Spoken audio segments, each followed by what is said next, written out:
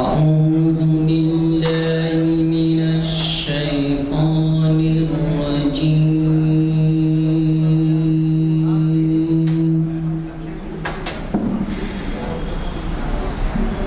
بسم الله الرحمن الرحيم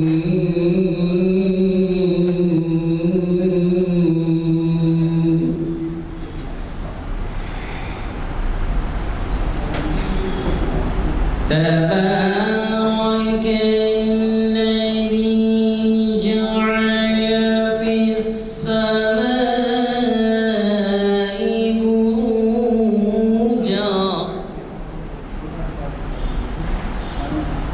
بروجا وجعل فيها سراجا وقمرا منيرا وهو الذي جعل الليل والنهار خلفة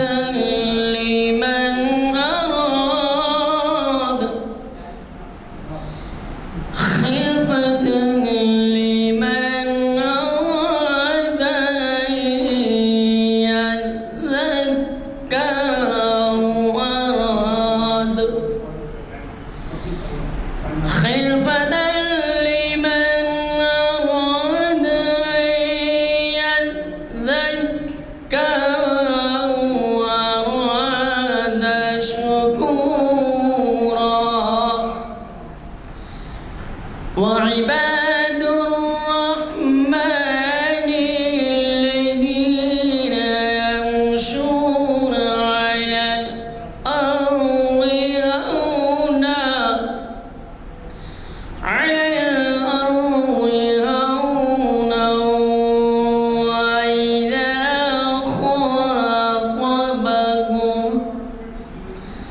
وإذا خاطبهم الجاهلون قالوا سلاما صدق الله العظيم ورحمۃ وبرکاتہ۔ آج 12 فروری یکم شعبان المعظم پیر کا دن ہے۔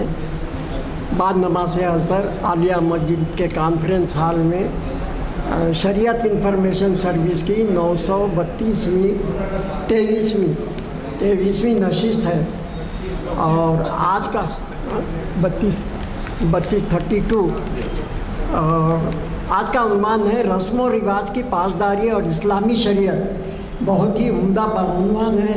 ہمارے پاس جو مقررین آتے ہیں الحمدللہ مہینے کا حساب سے اور ہفتے کا جو ہفتہ گزرتا ہے وہ حالات حاضرہ کے حساب سے جو ہوتا ہے، بہت ہی موضوع جو ہے عنوانات دیتے ہیں اپنی طرف سے، بہت ہم کو بہت فائدہ پہنچتا ہے۔ آج کے مقرر ہیں نئے ہیں، مگر ماشاءاللہ کافی جو ہے اس سے پہلے سن چکے ہیں، آج پھر ہم کو سعادت حاصل ہو رہی ہے ان کو سننے کا۔ ڈاکٹر سید حبیب امام قادری صاحب، اور بے چین رہیں گے سب لوگ۔ میں زیادہ وقت لینا نہیں چاہتا تعارف میں، انشاءاللہ کبھی موقع ملا تو ان کا تفصیلی جو ہے تعارف کراؤں گا۔ میں ادباً گزارش کرتا ہوں صدر سید حبیب امام قادری صاحب سے کہ وہ چین نشین پر آئیں اور ہم کو مخاطب فرمائیں۔ صلی علی رسول الکریم اما بعد اعوذ باللہ من الشیطان الرجیم بسم اللہ الرحمن الرحیم ثم جعلناك على شريعة من الأمر فاتبعها ولا تتبع أهواء الذين لا يعلمون صدق اللہ العظیم و صدق اللہ رسول الکریم۔ حضرات اکرامی قدر، یہ اللہ تعالیٰ کا بہت بڑا فضل و کرم ہے کہ اللہ تعالیٰ نے ہم کو उम्मत आखिर में पैदा फरमाया है और हमें हमारे दरमियान एक ऐसी शरीयत, एक ऐसा क़ानून हमारी ज़िंदगी गुजारने के लिए दिया है जो तमाम उम्मत में सबसे आसान और सबसे सहल है। मैंने आपके सामने जो कुरान शरीफ की आयत तिलावत फरमाई है उसका तर्जुमा कुछ यूँ है कि फिर हमने आपको शरीयत के वाज़े रास्ते पर चला दिया, आप इसी की इत्तिबा करें, इल्म ना रखने वालों की ख्वाहिशात के पीछे मत चलें। हज़रत लफ्ज़ शरीयत का मादा शीन रे ऐन और इसके लग़वी माने हैं वो सीधा रास्ता जो वाज़े हैं, वो सीधा रास्ता जो वाज़े है। देखिए, हम मुकम्मल 5 वक्त नमाज पढ़ते हैं, फ़र्ज़ नमाज पढ़ते हैं, सुन्नत नमाज पढ़ते हैं और हर नमाज में हम अल्लाह ताला से सूरह फातिहा जो लाजिम है पढ़ना, उसमें हम ये दुआ करते हैं, अहदिनस सिरातल मुस्तक़ीम, हमको सीधा रास्ता दिखा। बार बार ये दुआ हम अपने नमाज़ों में अदा करते हैं, अपनी ज़िंदगी में अदा करते हैं और ये ख्वाहिश भी रखते हैं कि उन लोगों का रास्ता चला जिन पर अल्लाह तूने इनाम दिया है और उन लोगों का रास्ता मत चला जो भटके हुए हैं। तो शरिया के जो माने हैं वो यही है कि हमको सीधा रास्ता चलाने की बात की जा रही है। तो उसी के बाद अल्लाह ताला जब हम उससे ये सवाल करें और अल्लाह ताला ने उसका जवाब उसके फ़ौरन बाद दे दिया, ज़ालिकल किताब, ये वो किताब है, ये वो सीधा रास्ता है जिन पर चलकर हम कामयाबी हासिल कर सकते हैं, फलाह हासिल कर सकते हैं। हम और बिलखुसूस हिंदुस्तान में हिंदुस्तानी मुसलमान हो या दिगर मुसलमान हो, उन्होंने रस्म और रिवाज को ज़्यादा अहमियत दे दी। उसकी कई वजूहात हैं, बिलखुसूस रस्म और रिवाज का आम होना ये उस जगह के और उस मुल्क की तहजीब पर मबनी होता है। अरब में भी कई रस्म व रिवाज कायम थे, इस्लाम आने से पहले भी रस्म व रिवाज और रिवायतें कायम थी। अल्लाह के नबी करीम सल्लल्लाहु अलैहि वसल्लम ने कभी भी रस्म व रिवाज को गलत नहीं कहा, बल्कि रस्म व रिवाज को छाना शरीयत की रोशनी में और ऐसे रसूम दिया जो शिर्क से दूर थे, शिर्क उससे हटा दिया था। जैसे कि वाक़या जो अक्सर आप सुना करते हैं कि आप जब मक्के से मदीना गए और आपने देखा कि आशूरा के दिन यहूदी रोज़ा रख रहे हैं, तो आपने पूछा कि ये रोज़ा आप क्यों रखते हैं? तो कहा कि भाई ये हज़रत मूसा अलैहिस्सलाम की पैदाइश का दिन है, इसलिए हम रोज़ा रखते हैं। तो आपने कहा कि हम तो ज़्यादा उसके हकदार हैं और आपने कभी इसे रोकने की बात नहीं की, बल्कि आपने कहा कि हम ज़्यादा हकदार हैं, हम 2 रोज़े रहेंगे, हम 2 रोज़े रहेंगे। ये अल्लाह के नबी करीम सल्लल्लाहु अलैहि वसल्लम ने ये बताया कि रस्म और रिवाज को शिर्क से पाक करना है और उसमें अल्लाह ताला की खुशनवीदी को शामिल करना है। ये और आप हम हज के दौरान भी देखते हैं कि कई ऐसे रिवायतें हैं जो क़दीम हैं, इस्लाम से पहले भी राइज थी। जैसे तवाफ़ करते वक़्त लोग बरहना तवाफ़ करते थे। अल्लाह के नबी करीम सल्लल्लाहु अलैहि वसल्लम ने जब इस्लाम की दावत दी, उसे पाक कर दिया और कहा कि तवाफ़ करने के लिए ये तरीक़ा है, आप एहराम बांधें और इस अंदाज से तवाफ़ करें। तो आपने कभी भी रस्म व रिवाज को रोका नहीं, बल्कि उसमें अल्लाह के नबी करीम अल्लाह के की जो खुशनवीदी थी اللہ کی جو طرف سے جو بات آئی تھی اس چیز کو شامل کر دیا. یہ ہے رسم و رواج. اب ہم دیکھتے ہیں کہ ہندوستان میں جہاں آپ اور ہم رہ رہے ہیں، اللہ کے فضل سے کئی سال سے یہاں پر اسلام کی، اللہ کی وحدانیت کی دعوت دے رہے ہیں، اور آئے دن ہم دیکھتے ہیں کہ کئی لوگ اسلام میں داخل ہو رہے ہیں. اس کی وجہ یہ ہے کہ اسلام نے بہت ہی سہل اور آسان راستے کو اپنایا ہے، مشکلوں کو دور کیا ہے. لیکن ایک تاریخ یہ بھی رہی ہے کہ ہم نے یہاں آ کر ہمارے جو بھائی ہیں ان کے رسومات کو بہت اپنا لیا ہے، اپنی زندگی میں شامل کر لیا ہے، اور ہم اس کے اب آہستہ آہستہ غلام ہوتے جا رہے ہیں. بچے کی پیدائش سے لے کر موت تک ہم رسم و رواج میں باندھے ہوئے ہیں، اور یہ ایسے رسم و رواج ہیں جو اسلام سے ٹکراتے ہیں، اور جو چیز اسلام سے ٹکراتی ہے اسے اٹھا کر پھینک دینا چاہیے. جو چیز اسلام سے ٹکراتی ہے، جو چیز قرآن سے ٹکرا رہی ہے، اسے اٹھا کر پھینک دینا ہی بہتر ہوتا ہے. تو لیکن اس سلسلے میں بہت کام ابھی کرنا ہے.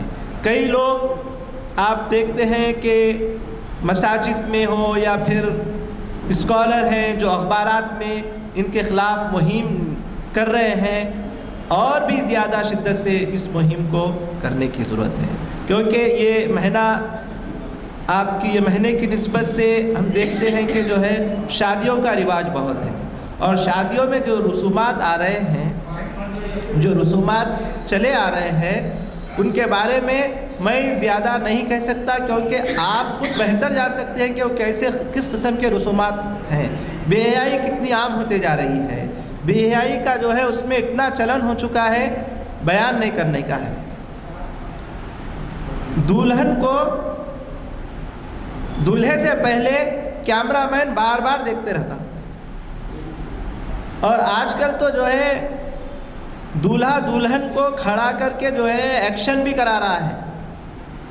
اور یہ رواج جو ہے اس طرح عام ہو گیا ہے.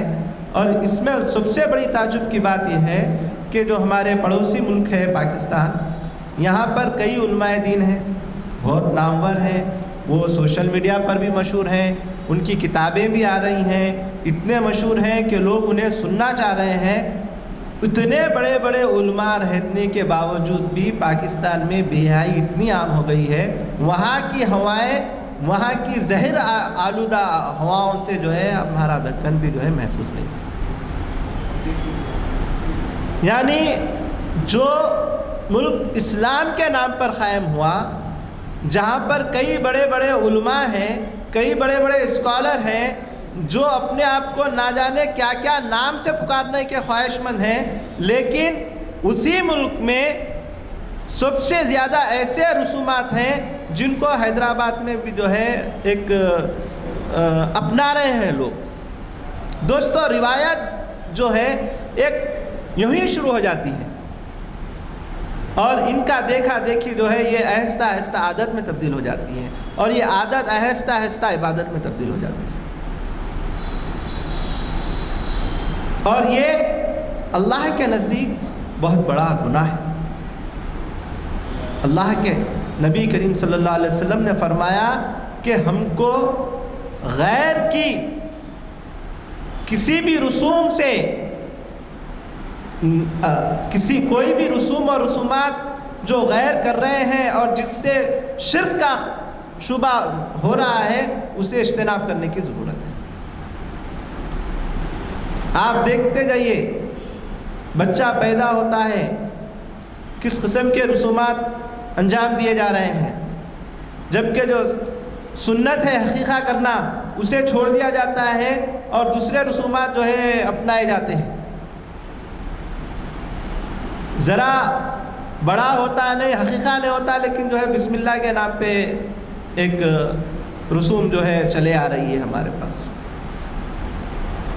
آپ پھر اس کے آگے کے جو رسومات ہیں، کس قسم کے رسومات ہیں، کیا کیا چیزیں ہیں، ہم جو ہے بچے کے ہاتھ میں جو ہے نظر نہیں لگنا بول کے کالی ڈوری ڈال رہے ہیں، پیر میں کالی ڈوری ڈال دیتے ہیں. یہ کیا چیزیں ہیں؟ یہ رسومات ہمارے پاس اس لیے داخل ہو چکی ہیں کیونکہ ہمارے پاس، میں نے جو تجزیہ کیا ہے کہ ہمارے پاس ہمارے گھروں میں مرد آدمی سے ہٹ کر عورتوں کا غلبہ زیادہ ہے. جو عورتیں کرتی ہیں، جو عورتیں خواہش کرتی ہیں اور جو عورتیں کہتی ہیں، مرد آدمی اسے روکتا نہیں ہے، خاموشی سے نظر انداز کر دیتا ہے. اسے معلوم ہے غلط ہے، لیکن وہ بولتا ہے بھائی ماں کی محبت ہوگی یا کچھ اور ہوگا، یا کیا ایسے وجوہات ہیں کہ ہم ان رسومات کو روکنے سے نہیں روک پا رہے ہیں. ہوا یہ ہے کہ جب مسلمان جب ہندوستان میں داخل ہوئے تو انہوں نے دیکھا کہ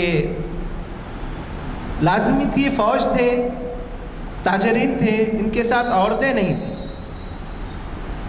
یہ لوگ یہاں آئے اور یہاں کی عورتوں سے انہوں نے شادی کی، ان سے بچے بھی پیدا ہوئے.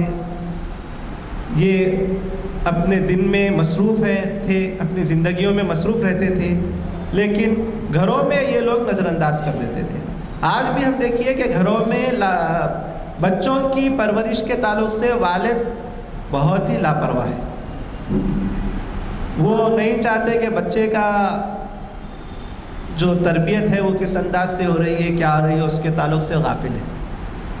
بہت ہوا اسکول کے تعلق سے وہ فکر مند رہتے ہیں، مدرسے کے کوئی عالم کو پکڑ کے لاکے جو ہے اس کو قرآن، یہ دو چیزوں کو ہی وہ لوگ جو ہے بہت اہمیت دے رہے ہیں. اس سے ہٹ کر جو چیزیں ہمارے زندگی میں داخل ہو جا رہی ہیں وہ چیزیں عورتوں کے ذریعے سے ہمارے پاس داخل ہو جا رہی ہیں. بچے روئے، پریشان ہو گئی عورتیں، کیا کرنا چاہیے بھائی؟ ہم تو پہلے ہندو مذہب میں تھے، اس قسم کا کوئی چیز ہوتی تو ہم مندر کو جاتے تھے، پجاری کے پاس جاتے تھے، وہ جو ہے ہمارے کو دھاگا بن دیتا تھا، پڑھ کے کچھ بھی دے دیتا تھا، وہ بچوں کو کھلاتے تھے، اس سے سود مند ہو جاتا تھا. یہ سوچ کر عورتیں جب اس قسم کا سوچنے لگی تو اس دور کے علماء نے جو ہے ان کے لیے ایک الگ سے راستہ اپنایا، جو خانقاہی نظام میں اکثر ہم دیکھتے ہیں اور جس کی آج جو ہے بہت بگاڑ پیدا ہو گئی ہے. میرے جو نظریے کے حساب سے، شاید آپ اس سے متفق ہوں نہ ہوں، یہ الگ بات ہے، کہ بچوں کے پیروں میں کالی ڈوری ڈال دی جاتی ہے، ہاتھ میں کالی ڈوری باندھ دی جاتی ہے، گلے میں تعویذ لٹکا دی جاتی ہیں. یہ اس قسم کے رسومات ہیں جس سے بچے کے ذہن میں پیدائش سے ہی یہ بات گھیرنے لگ جاتی ہے کہ بھائی ہم کو کسی بھی چیز سے ڈرنے کی ضرورت نہیں ہے، کیونکہ ہمارے ہاتھ میں کالی ڈوری ہے. یعنی یہاں پر اللہ کی وحدانیت کا، اللہ کا جو سب سے اہم ہم کو بھروسہ ہے وہ ختم ہو جاتا ہے. اس طرح سے ہماری زندگی میں کئی چیزیں ایسی داخل ہو چکی ہیں، جیسے کہ ہم دیکھتے ہیں کالی پوت کا لچھا، یہ منگل سوتر کی جو ہے جگہ لے لیا. یہ لوگ منگل سوتر پہنا کرتے ہیں، ہم اس کی جگہ پہ کالی پوت کا لچھا جو ہے پہنا کرتے ہیں. یعنی سہاگن کی نشانی ہے.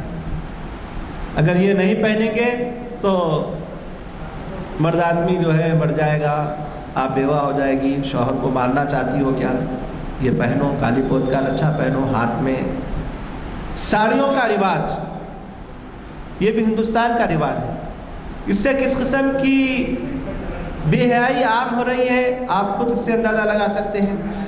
عورت جسے کہا گیا ہے کہ بھائی آپ پوری لباس میں رہیں، آپ تو برقع پہنتے ہیں، لیکن جب آپ کسی شادی خانے میں جاتے ہیں برقع اتار دیتے ہیں، آپ ساڑی میں ہیں، آپ کے یہاں پر ویٹرز ہیں، آپ کے یہاں پر ویڈیوگرافر ہیں، کئی غیر لوگ بھی گھس جاتے ہیں.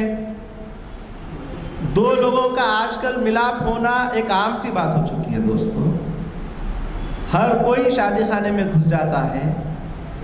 زیادہ تر مرد تو میں یہ دیکھا ہوں کہ مردانے میں کم ہے، زنانے میں زیادہ ہے، پیچھے بیٹھے ہوئے رہتے ہیں. اور ہماری عورتیں جو ہے بے پردہ پھرتے رہتی ہیں. پھر یہ بولے تو کیا ہے کہ بھائی ہم تو برقع پہن کے رہتے ہیں. تو یہ جو روایت جو چلے آ رہی ہے لباس کی، کہ اللہ کے نبی کریم صلی اللہ علیہ وسلم نے بتایا کہ کس طرح سے لباس عورت کو پہننا چاہیے اور ہم کس طرح سے لباس پہن رہے ہیں. کیا یہ لباس اسلامی لباس ہے؟ کیا اس قسم کا لباس ہم کو پہننا چاہیے؟ یہ سوال ہے آج کا، یہ سوال ہے ان علماء کا جو اس کے تعلق سے بات نہیں کر رہے ہیں. سب سے بے حیا جو لباس ہے وہ ساڑی ہے، اور سب سے زیادہ ہماری عورتیں پہنتی ہیں. کچھ کہنے پر یہ کہتی ہے کہ یہ تو ہم تو برقع پہن کے رہتے ہیں، لیکن آپ کہاں کہاں برقع پہنتے ہیں؟ کس کس مقام پر آپ برقع اتار دیتے ہیں؟ کس کس مقام پر آپ حیا کو چھوڑ دیتے ہیں؟ یہ ہمارے لیے ایک سوال ہے، اور اس کے تعلق سے ایک مہم چلانے کی ضرورت ہے. اور ایک جو رسم چلے آ رہی ہے، آپ دیکھ رہے ہیں کہ نوشاہ صاحب مسجد میں عقد کر لے رہے ہیں، شرعی حساب سے عقد ہو رہا ہے، ماشاءاللہ اچھی بات ہے، لیکن ہم رات میں دیکھتے ہیں گھوڑے پہ سوار ہو کر آ جاتے ہیں. یہ ہمارا نوجوان یہ کبھی گھوڑے کی سواری اس وقت کرتا تھا جب جہاد کا وقت ہوتا تھا، یہ اس وقت گھوڑے کی سواری کرتا تھا. لیکن آج کا نوجوان جو ہے گھوڑے کی سواری کب کر رہا ہے؟ شادی خانے میں آتے ہو. اور ایک دور میں طوائفیں کھوٹے پر ناچا کرتی تھی اور اس کے اوپر جو ہے پیسے اس انداز سے پھینکا کرتے تھے. آج ہماری دلہنوں کے اوپر پیسے ایسا پھینکے جا رہے ہیں، دلہنیں بھی ناچ رہی ہیں، دولہے بھی ناچ رہے ہیں. رات رات تمام ناچ کی محفلیں ہو رہی ہیں. اس کے تعلق سے ہمارے یہاں پر بہت کم مہم چلائی جا رہی ہے. آپ دیکھ رہے ہیں کہ لاکھوں روپے شادی پر خرچ ہو رہے ہیں، لاکھوں ہزاروں روپیوں کے لباس بنے جا رہے ہیں، اور ان لباس پہن کر آپ ناچتے ہوئے اپنی پوری رات وہ کر دیتے ہیں، یہاں تک کہ فجر کے وقت جو ہے نوشا اپنے گھر کو پہنچ رہے ہیں. تو یہ رسومات کو روکنا چاہیے. انہیں شرعی حساب سے لے کر آنے کے لیے ہمیں کام کرنے کی سخت ضرورت ہے. دوستو، یہی وجہ ہے کہ ہم دیکھتے ہیں کہ ہمارے پاس شادی کے لیے بھی جو رسومات چلے آ رہے ہیں کہ بھائی کس طریقے سے لڑکی دیکھنا چاہیے. اور عرب میں بھی میں دیکھا ہوں کہ لڑکی دیکھنے کے لیے اس کی عمر دیکھی جاتی ہے، لڑکا بڑا ہو لڑکی چھوٹی ہو. یہ عرب میں بھی ہے، ہمارے پاس بھی ہے. یہ رسم ہمارے پاس کس طریقے سے داخل ہو چکی ہے، یہ اس کے اوپر بھی جو ہے بات کرنے کی ضرورت ہے. اللہ کے نبی کریم صلی اللہ علیہ وسلم نے تو اس انداز سے نہیں کہا کہ بھائی آپ اپنے سے کم عمر لڑکی سے شادی کریں. آپ کی پہلی جو اہلیہ تھی وہ آپ سے عمر میں بڑی تھی. اس کا نتیجہ یہ ہو رہا ہے کئی ہماری بہنیں ہیں جو زیادہ عمر ہونے کے بعد امیدیں چھوڑ چکی ہیں شادی کے لیے. کیونکہ انہیں اس معیار کا بچہ نہیں مل رہا ہے. لوگ چاہ رہے ہیں کہ کم عمر لڑکی ہو. اب عمر نکل گئی، کیا کیا جائے؟ پھر سب سے اہم جو مسئلہ جو رسم و رواج کا چلے آ رہا ہے وہ یہ ہے کہ جوڑے کی رقم، مہر کی بات نہیں ہوگی. دولہا جو ہے مہر کے تعلق سے سوال کرنا لڑکے والوں کے لیے گالی ہے. مہر کے تعلق سے سوال کرنا گالی ہے، بلکہ جہیز کے بات کرنا سب سے اچھی بات ہے. جہیز کی بات کریے، کیا دے رہے ہیں آپ، کتنا دے رہے ہیں آپ. ایک مشہور لطیفہ مجھے یاد آگا کہ لڑکے کے والدہ نے لڑکی کی والدہ سے کہا کہ عجیب زمانہ آ گیا ہے، لڑکی بھی دو جہیز بھی دو، رقم بھی دو، پیسے بھی دو. تو لڑکے کے والدہ نے کہا آپ ایک کام کر لیجئے، لڑکی رکھ لیجئے، جہیز دے دیجئے. لڑکی رکھ لیجئے، جہیز دے دیجئے. تو اس قسم کی ہماری ذہنیت ہو چکی ہے. بچہ پیدا ہونے پر خوشی منائی جا رہی ہے کہ بھائی اب یہ گھوڑا جوڑا لائے گا, اور لڑکی پیدا ہونے پر غم منایا جا رہا ہے کہ اب بھائی اب اس کے لیے جہیز کا انتظام کرنا ہے. تو اس قسم کی رسومات جو ہمارے پہ داخل ہو رہی ہیں, ہم اس کو روکنے سے آج ناکام ہیں. اتنے سالوں سے ہم یہاں پر ہیں اور اس رسم کو ہم نہیں روک پا رہے ہیں. اس کی کیا وجوہات ہے, اس کے اوپر بات کرنے کی سخت ضرورت ہے دوستو. مساجد میں بات کرنے کی ضرورت ہے, اخباروں میں لکھنے کی ضرورت ہے, وقت ضرورت. ایک جو رسم جو ہم نبھاتے ہیں کس طرح سے نبھاتے ہیں یہ بھی دیکھ لیجیے آپ. سنت ہم جو ہے صرف ایک روایت کے طور پہ کر رہے ہیں, سنت روایت کے طور پہ کر رہے ہیں. جیسے کہ خطبہ نکاح ہوتا ہے عربی میں ہو رہا, کیوں؟ سنت رسول ہے. خطیب ہمارے قاضی صاحب ہو یا کوئی بھی جو خطبہ دے رہے ہیں وہ عربی میں خطبہ دے دیتے ہیں. ماشاءاللہ سننے والے سنی نہیں پاتے, سمجھ ہی نہیں پاتے کیا بول دیے کیا ہے. ان کو ایک ہی چیز اس میں سمجھ نہیں آتی, النکاح من سنت. انہوں سمجھ جاتے ہیں کہ بھائی یہ خطبہ ایک رسم ہے. خطبہ شادی کا خطبہ ایک رسم رہ گئی ہے, اس کی روح نکل چکی ہے. اصل اس کو زندہ کرنے کی ہم کو ضرورت ہے. یہ بتانا ہوگا شادی کے دن کیا ہمیں کرنا چاہیے, کیا ہمیں نہیں کرنا چاہیے, کس طرح سے ہم کو شادی منانا چاہیے, کس طرح سے ہم کو شادی نہیں منانا چاہیے. شادی اگر خوشی ہے تو خوشی کا اسلامی شریعت نے کیا مقام دیا ہے, کس طریقے سے ہم کو خوشی منانا چاہیے, کس طریقے سے ہم کو خوشی نہیں منانا چاہیے. یہ بات ہمارے قاضی حضرات کو سمجھانا چاہیے. قاضی صاحب اپنے رسوم ادا کر دیتے ہیں, کھانا پونی کر دیتے ہیں, کھڑے رہ کے جو ہے وہ کر دیتے ہیں, آپ کے خطبہ دے دیتے ہیں, دعا دے دیتے ہیں اور رفو چکر ہو جاتے ہیں. ان کو پیسوں سے غرض ہے, انہیں یہ نہیں معلوم ہے کہ بھائی اس کے بعد لہو لہاب کی محفل ہونے والی ہے, رقص ہونے والا ہے. آپ کے کئی شادی خانوں میں آرکیسٹرا ہے جہاں پہ ناچ گانے کی محفل ہے. دوستو یہ بہت ہی سوچ اور فکر کی بات ہے. یہ دور قیامت ہے. اس دور میں ایک نیکی اگر ہم کریں گے کہ کم سے کم شادی کے دن ہم کھڑے ہو کر ایک 10 منٹ اللہ کے نبی کریم صلی اللہ علیہ وسلم کے سنت کو, ان کی حدیثوں کو بیان کریں گے کہ بھائی اس طریقے سے آپ اپنی خوشی منائیے جس طریقے سے اللہ کے رسول صلی اللہ علیہ وسلم نے بنانے کا حکم دیا ہے. آپ بنائیے, لاکھوں کا کھانا بنائیے, آپ ہزاروں لوگوں کو کھلائیے, آپ کے پاس طاقت ہے, آپ کریے, لیکن کم سے کم اتنی بڑی محفل آپ نے جمع کی ہے, وہاں پہ اللہ کے نبی کریم صلی اللہ علیہ وسلم کی بات تو رکھیے. اگر 10 آدمی بھی اس محفل میں اللہ کی بات سنیں اور عمل کر لیں تو اس محفل میں برکتیں بھی نازل ہو جائیں. لیکن ہمیں کرنا نہیں ہے, ہمیں روایت پہ چلنا ہے, ہمیں رسوم پر چلنا ہے. بس ایک فارمیلٹیز کو جو ہے ہم کر دیں گے اور وہ فارمیلٹیز ہو گئی, خطبہ ہو گیا, اس میں برکتیں نازل ہو گئی. چند لوگ جو ساتھ میں بیٹھے ہیں بزرگ لوگ وہی سنتے ہیں, پیچھے والے تو باتوں میں ہی مغمور رہتے ہیں اور ہمارے قاضی صاحب خطبہ نکاح ختم کر دیتے ہیں.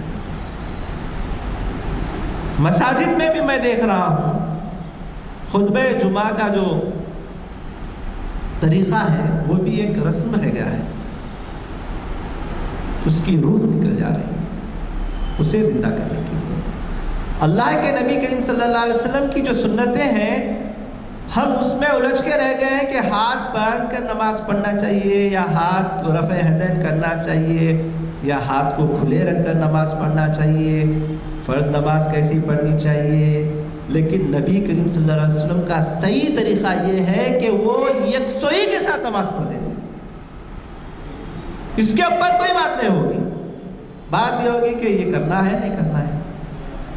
فروعی مسائل پر ہم کھڑے ہو جا رہے ہیں, لیکن جو اصل ہے نبی کریم صلی اللہ علیہ وسلم کی سنت یکسوئی کے ساتھ نماز پڑھنا, اس میں ہم غافل ہیں. اس پر ہمیں کام کرنے کی سخت ضرورت ہے. اور یہ جبھی ہو سکتا ہے ہم اپنے آپ کو رسم و رواج سے دور کر دیں، رسم و رواج سے ہٹا دیں، روایات وہ جو حدیث اور قرآن سے ٹکرا رہی ہیں اس سے توبہ کر دیں۔ لیکن ہم دیکھتے ہیں کہ علماء کی ہم نے محفلیں دیکھی ہیں کہ وہاں پر بھی رسم و رواج بہت ہی سلیقے سے کی جا رہی ہے، کی نہیں جا رہی ہے بلکہ بہت ہی سلیقے سے کی جا رہی ہے۔ ان کے ذمہ دار ہر کوئی ایک کے اوپر ہم جو ہے نشانہ نہیں کر سکتے ہیں۔ یہ تو شادی کے رسومات ہیں، انتقال ہوتے کے ساتھ ہی بڑے بڑے لوگ آ جاتے ہیں، قبلے کے طرف پیر کر دو بھائی، قبلے کے طرف پیر کر دو، یہ کہاں سے آ گیا پتہ نہیں۔ آپ دیکھیے یہ اس کی کوئی اصل ہی نہیں ہے، اس کی کوئی اصل ہی نہیں ہے۔ ہم جو ہے کہاں سے ہمارے اس میں شامل ہو گئی ہے، کدھر سے آ گئی ہے، کیا ہے ہمیں پتہ ہی نہیں۔ فوراً قبلے کی طرف پیر کر دیے جاتے ہیں اور یہ بتا دیا جاتا ہے کہ بھائی اگر مردے کو اٹھایا جائے گا تو اس کا چہرہ قبلے کے رخ ہوگا۔ ایسا ہے تو بھائی دفنائیے بھی ویسی نہ، دفناتے تو ویسا نہیں، دفنانے کا طریقہ الگ ہے۔ یہ رسم و رواج ہے جو ہمارے اندر داخل ہو چکی ہے اور اس انداز سے داخل ہو چکی ہیں کہ وہ اب عبادات کی شکل اختیار کر جا رہی ہے۔ اب آپ دیکھیں گے کہ ایک 4 دن کے بعد جو ہے ایک ہفتے کے بعد شعبان کا جو مہینہ آ رہا ہے، آپ کے شب برات آ رہی ہے، اس میں کتنے رسومات ہیں، کس قسم کے رسومات ہیں۔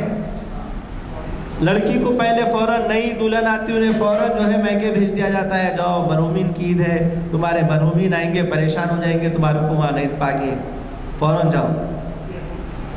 مرحومین کی عید بول کر ہم مناتے ہیں، دیپاولی کی کاپی کرتے ہیں، پٹاخے اتنے پھوڑتے ہیں بیان نہیں کرنا ہے۔ ایسا کہیں پر بھی اللہ کے نبی کریم صلی اللہ علیہ وسلم نے فرمایا کہ بھئی یہ جو غیر لوگ ہیں ان کی اتباع مت کرو، ہم پٹاخے کس کی اتباع میں پھوڑ لیں بھائی؟ ایسا کوئی عید کا تصور ہی نہیں ہے کہ مرحومین کی کوئی عید ہوتی ہے۔ آپ بتا دیجئے مجھے، شب برات کا جو مسئلہ ہے، ایک حدیث لے کر جو ہے ہم لوگ جو رسومات کر رہے ہیں، جو طریقے اپنا رہے ہیں، وہ ہمارے لیے ہلاکت کا سبب ہے دوستوں۔ شب برات میں اگر آپ جو حدیث بیان کی جاتی ہے حضرت عائشہ جس کے راوی ہیں، اس میں یہی ہے کہ نبی کریم صلی اللہ علیہ وسلم قبرستان کو گئے اور ان کی مغفرت کی دعا کی، یہی ہے نا حدیث۔ یہ مرحومین کے گھر کو آنے کا اس میں تذکرہ کہاں سے آ گیا؟ یہی حدیث ہے۔ اب پھر کیونکہ میرے نام کے ساتھ ہی قادری ہے اور میرا گھرانہ بھی جو ہے آپ کو اس سے معلوم ہو جاتا ہے کہ میرا گھرانہ قادری گھرانہ ہے، بالاپور درگاہ سے جو ہے میری نسبت ہے، تعلق ہے۔ لیکن دیکھیے اللہ تعالیٰ کس کو ہدایت دینا چاہتا نہیں بول سکتے، ہدایت تو اللہ تعالیٰ دیتا ہے۔ غور فرمائیے کہ اتنے پھول لے جا کر قبروں پہ ڈال دیے جاتے ہیں، موم بتیاں لگائی جاتی ہیں، چراغیں لگائی جاتی ہیں، روشنی کر دی جاتی ہے بیان نہیں، جبکہ ہمیں حکم دیا گیا کہ عبرت حاصل کرنے کے لیے جانا چاہیے۔ بولا بھائی یہ قبر پہ پھول چڑھانے کی روایت کہاں سے آ گئی؟ تو اس کے لیے ایک حدیث پیش کی جاتی ہے، بہت مشہور حدیث ہے کہ آپ صلی اللہ علیہ وسلم راستے سے جا رہے تھے تو آپ نے دیکھا کہ 2 قبر پہ اللہ کا عذاب نازل ہو رہا تھا۔ آپ نے کہا کہ ٹہنی توڑ کے لائیں اور اس قبروں پر ڈال دیں کیونکہ ان کے اوپر عذاب نازل ہو رہا ہے۔ ایک وہ ہے جو پیشاب کرتے وقت چھینٹے اس کے جو ہے اڑ جاتے تھے، اس کی وجہ سے اس کے اوپر قبر پر عذاب نازل ہو رہا ہے۔ یہ ہری ٹہنی آپ لگائے اور کہا کہ جب تک یہ اللہ کا ذکر کرتے رہے گی اس کے عذاب میں کمی آئے گی، جب تک کہ یہ ہری رہے گی اور ذکر کرتے رہے گی۔ یعنی اس سے یہ معلوم ہوتا ہے کہ درخت بھی اللہ کا ذکر کر رہے ہیں دوست، ہم تو غافل ہیں۔ اب یہ روایت کو پکڑ لیا گیا اور پکڑ کر پھول چڑھائے جا رہے ہیں توڑ کر۔ تو سوال یہ پیدا ہوا، میرے ذہن میں آیا کہ بھئی اللہ کے رسول کو ان مزاروں میں جو قبر کا عذاب نازل ہو رہا تھا وہ دکھایا گیا۔ آپ دیکھیں کہ بھئی فلاں شخص ہے، اس کے اوپر قبر کا عذاب نازل ہو رہا ہے اور اس نے یہ گناہ کیا تھا، فلاں شخص ہے اس کے اوپر۔ آپ یہ بتائیے ہم کس گمان پر پھول چڑھا رہے ہیں؟ کیا ہمیں یہ گمان ہے کہ بھئی فلاں بزرگ کے اوپر جو ہے عذاب نازل ہو رہا، ہم پھول چڑھا رہے ہیں اور جو ہے پھول کی برکت سے ان کے اوپر عذاب نازل نہیں ہو رہا؟ اس کی تو بات یہی ہوئی نا بھئی، اللہ کے رسول تو دو ایسے لوگوں پہ دارے تھے جن پر عذاب نازل ہو رہا تھا۔ آپ یہ کہہ رہے ہیں کہ بھئی پھر یہ فلاں بزرگ ہے، فلاں بزرگ ہے، فلاں بزرگ ہے، انہوں نے اتنے خوبیاں ہیں، اتنے کمالات ہیں، ہم ان کے اوپر پھر پھول کیوں چڑھا رہے ہیں؟ کیا ان کے اوپر بھی عذاب نازل ہو رہا؟ یہ سوال ہے نا، اس پہ بات ہونی چاہیے نا۔ آپ ہزاروں روپے کے چادریں لے جا کر چڑھا رہے ہیں، جبکہ وہیں اسی درگاہ کے نیچے بیٹھے ہوئے لوگ جو ہیں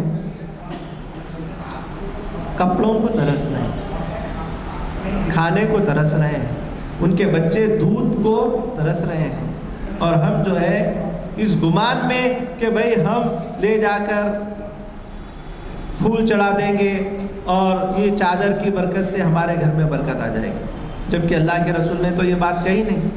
آپ نے کہا اس کے اوپر عذاب آ رہا ہے اور اس عذاب کے روکنے کے لیے آپ نے یہ عمل کیا۔ ہم کیا کر رہے ہیں؟ ہمارا عمل کیا کر رہا ہے؟ یہ روایت ہمارے پاس کہاں سے آ چکی ہے؟ اور اس کے روکنے کے لیے کتنے علماء، کتنے مشائخین کام کیے ہیں، بلکہ اس کو بڑھاوا دینے میں اہم رول ادا کر رہے ہیں۔ یہ اس کے اوپر تفصیلی بات کرنے کی علماء کی سخت ضرورت ہے دوستو، کیونکہ یہ ایسی رسم ہے جو آپ دیکھیے، میں نے کئی ایسے درگاہوں کے پاس گیا ہوں جہاں پر ہندوؤں کے طریقے سے جو ہے ناریل بھی پھوڑے جا رہے ہیں، چراغ بھی روشن کیا جا رہا ہے، گھنٹی بھی بجائی جا رہی ہے، گھنٹی بجا رہے ہیں، حضرت کی تصویر لگا کے سامنے گھنٹی بجا رہے ہیں۔ یہ رسم ہمارے پاس آ گئی۔ ہمارے پاس رسم ہے، کوئی شخص گھر میں مر جاتا ہے تو 1 سال تک گھر میں کوئی تقریب نہیں، کوئی تقریب 1 سال تک ہوتی نہیں۔ میں بولا بھائی اس کی کیا وجہ ہے؟ نہیں 1 سال تک کوئی تقریب نہیں کرنا، غم کا مہینہ ہے 1 سال تک۔ یہ ہمارے ہندو بھائیوں کا طریقہ ہے، ہم اس کو اپنا رہے ہیں۔ گھر میں کدو کی بیل مت لگاؤ، موت واقع ہو جاتی بھائی۔ پپایا کا درخت مت لگاؤ، موت واقع ہو جاتی بھائی۔ ایسے رسومات، ایسی رسم و رواج جو غیر مسلمانوں میں ہے، اس کو ہم نے پوری طریقے سے اپنا لیا ہے۔ اس کے اوپر ایک بہترین ریسرچ ہمارے مولانا آزاد اردو یونیورسٹی میں آپ کے جو مقرر ہیں، شاید 29 رجب 10 فروری کو ہو گیا تھا آپ کا، ڈاکٹر اقبال احمد انجینئر صاحب، اس کے اوپر ان کی بہت بڑی بہترین ریسرچ ہے۔ ہندوؤں کے جو رسومات کو مسلمانوں نے اپنا لیا، وہ کون سی رسومات ہیں جن کو ہم اپنا لیے ہیں۔ نوجوان لڑکی کے بیوہ کا تصور اسلام میں ہے ہی نہیں، بیوہ ہو گئی، عدت گزر گئی، دوسری شادی کر دی تھی، وائٹ ساڑی پہنا کے اسے مورت بنا کے رکھنا اغیار کے روایت ہے، ہماری تو نہیں، ہماری یہ روایت ہے نہیں، ہم اغیار کی روایت کو جو ہے اپنا کے رکھے ہوئے ہیں۔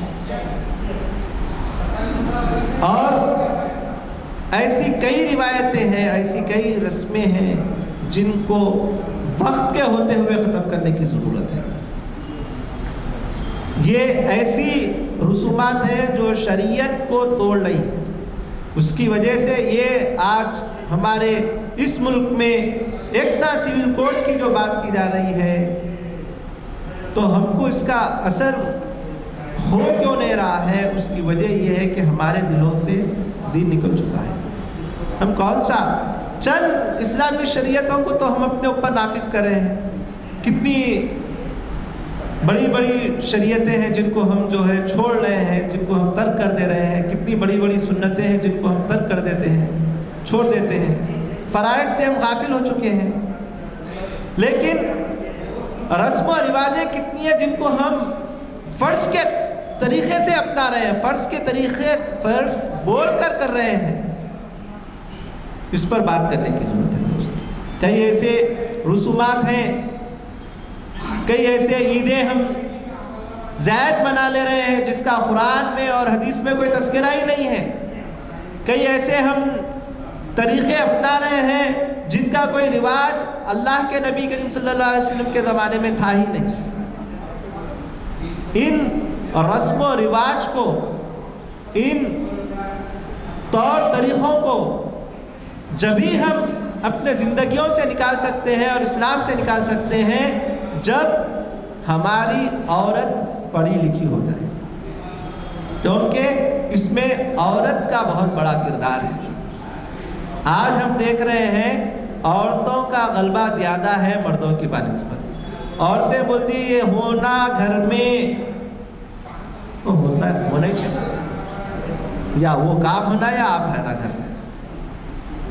اور ہم جو ہے ڈر اور خوف کے مارے اس چیز کو نظر انداز کر دے رہے ہیں، اور وہ نظر انداز کا نتیجہ یہ نکل رہا ہے کہ وہ اتنی شدت سے آ رہا ہے، اتنی شدت سے ہو رہا ہے، ہمارے بچے یہ کہہ رہے ہیں کہ بھئی یہ ہمارے بابا دادا کرتے تھے، ہم کو بھی یہی کرنے کی ضرورت ہے۔ علامہ اقبال کا شعر مجھے یاد آ گیا کہ آئین نو سے ڈرنا طرز کہن پہ اڑنا، آئین نو سے ڈرنا طرز کہن پہ اڑنا، مشکل یہی کٹھن ہے خوابوں کی زندگی میں۔ دوستو آئیے رسم و رواج کے خلاف ایک مہم نکالیں، رسم و رواج کو ختم کرنے کی ضرورت ہے، اور اللہ کے نبی کریم صلی اللہ علیہ وسلم کی شریعت کو کم سے کم اپنے گھروں میں نافذ کر لیں۔ ملک میں ہم بات کر رہے ہیں کہ بھائی ہم ملک میں شریعت کو نافذ کرنا چاہیے، ایک سال سول کوڈ کی مخالف، پہلے گھر میں تو اپنے نافذ کر لیں، اس کے بعد ہم بات کریں گے۔ ہمارے انتظامیہ کی طرف سے جو ہے اشارہ آ رہا ہے کہ وقت مغرب ہے، تو مجھے ہمارے صاحب جو بیٹھے ہیں کہ ایک فون آیا تھا کہ سوالوں کی جو ہے نشست رکھنی چاہیے مقرر کے بعد، تاکہ کسی کے دل میں کوئی سوال آئے تو اس کا جواب دے سکے۔ تو اس کے اوپر جو ہے ہمارے حضرت آگے بات کریں، کیونکہ وقت یہ اثر سے مغرب کا بہت ہی تنگ وقت ہے، لیکن یہ بھی ایک قدیم روایت چلی آ رہی ہے، 932ویں محفل ہے، تو میں ان کی بات جو ہے انتظامیہ تک پہنچا دیا، اپنا عمل جو ہے کر دیا ہوں۔ انشاءاللہ انتظامیہ اس پر بات کرے گا۔ اللہ تعالیٰ سے دعا ہے کہ اللہ تعالیٰ ہمارے گھروں سے ان رسومات کو نکال دے جو رسومات ہندوؤں کے طریقے سے ہے، جو رسومات غیروں کے طریقے سے ہیں۔ اللہ تعالیٰ ہمارے گھروں میں شریعت کی پابند عورتیں پیدا کر دیں۔ اللہ تعالیٰ ہمارے گھروں میں نیک اور باصلاحیتیں عورتیں جو تعلیم سے آراستہ ہوں، جو دین سے آراستہ ہوں، جو دین اور دنیا سے آراستہ ہو، ویسی عورتیں ہمارے گھروں میں اللہ تعالیٰ بھیجیں۔ اللہ تعالیٰ ہماری لڑکیوں کو تعلیم یافتہ بنا دیں۔ اللہ تعالیٰ ہمارے لڑکوں کو جو بے راہ روی کا شکار ہیں، اللہ تعالیٰ انہیں نیک کر دیں۔ جو چبوتروں پر بیٹھنا اپنی عزت سمجھ رہے ہیں، جو محفلوں میں ناچنا اپنا وقار سمجھ رہے ہیں، اللہ تعالیٰ انہیں دین سے قریب کر دیں۔ اللہ تعالیٰ انہیں دین کا سچا سپاہی بنا دیں۔ اللہ تعالیٰ ہمارے جو بزرگ ہیں، جو ہمارے سرپرست ہیں، اللہ تعالیٰ انہیں صحت دے، انہیں طاقت دے کہ وہ دین کے محافظ بن سکیں، اللہ تعالیٰ ان میں ایسی صلاحیتیں پیدا کر دیں کہ وہ نوجوان بچوں کو سمجھائیں اور انہیں دین کی سچی راستے پر لے کر آئیں۔ اللہ تعالیٰ ہمارے بچوں کو تعلیم سے آراستہ کر دے، ہماری بچیوں کی نیک نصیبہ کر دے، اور ان میں وہ صلاحیتیں پیدا ہوں جو ہمارے آقا دو جہاں صلی اللہ علیہ وسلم کی بیٹی حضرت سیدہ فاطمہ رضی اللہ تعالیٰ عنہ کی جو سیرت ہے، وہ سیرت یافتہ لڑکیاں ہمارے گھروں میں پیدا فرما دیں۔ سبحان ربک رب العزت عما یصفون، السلام علی المرسلین، الحمد للہ رب العالمین۔